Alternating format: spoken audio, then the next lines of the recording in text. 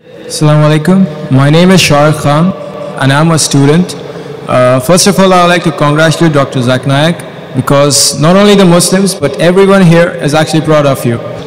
So basically my question is, recently in the Indian news channel there was a case like the daughter-in-law was raped by her father-in-law and it was a Muslim. So basically the Maulvis gave it like that she has to marry her father-in-law and her husband is no more her husband. Do you have your say on that? The brother again has picked up a very important issue of the media. And people may be aware that a few months back, there was a girl by the name of Imrana. She was raped by her father-in-law and the fatwa was given by the majority of the Indian scholars, ulmas. And one Darul Ulum gave the fatwa that because she was raped by the father-in-law, she cannot go back to her husband. She is haram for her husband. Now the moment the media finds something which is interesting and can malign Islam, they pick it up and they blow it out of proportion as though there's nothing else in Islam but this issue. So the Indian press, what they did, most of the channels carried this news, that the ulmas, the shuyukhs, the maulanas of Islam, they say a girl, she is raped by the father-in-law, she's a victim. But what does Islam say? Instead of supporting her, now Islam is telling she cannot go back to her husband. She is haram for the husband. And they use this news and they blew it out of proportion even till this day today.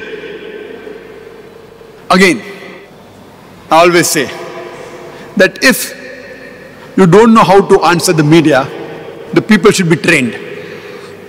And later on, after a few weeks, there was some other Muslim scholars who said, no,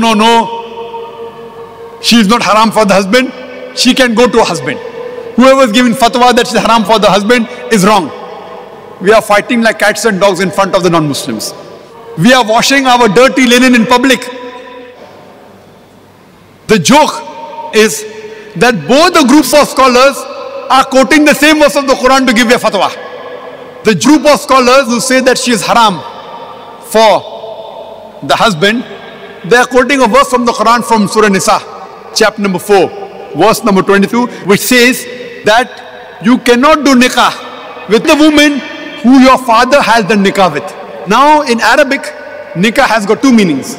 One meaning is marriage and the other meaning is sexual intercourse.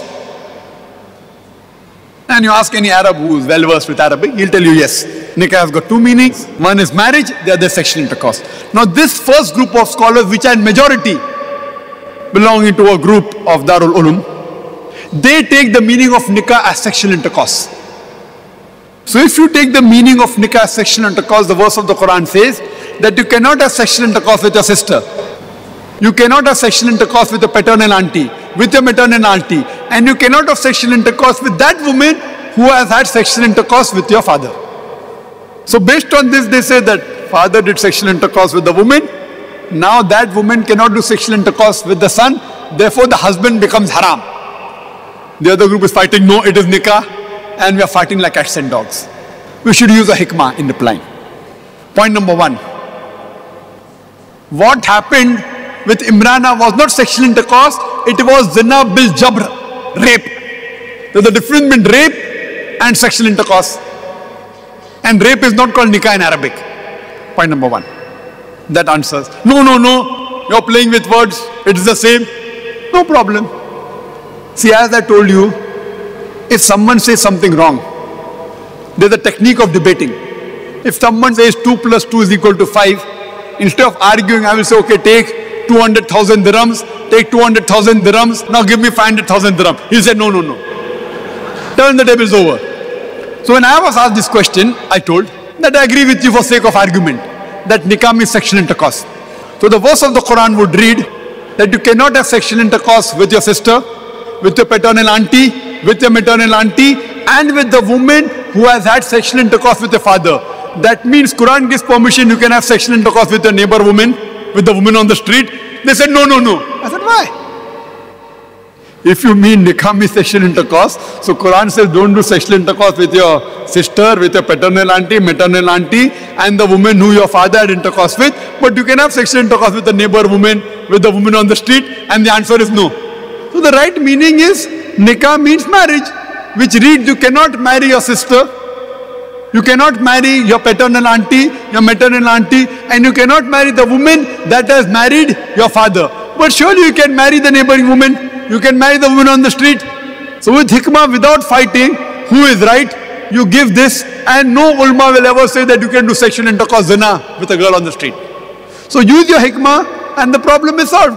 But unfortunately we are fighting like cats and dogs in front of the media and making a mockery of Islam. Hope that answers the question. Thank you very much, sir.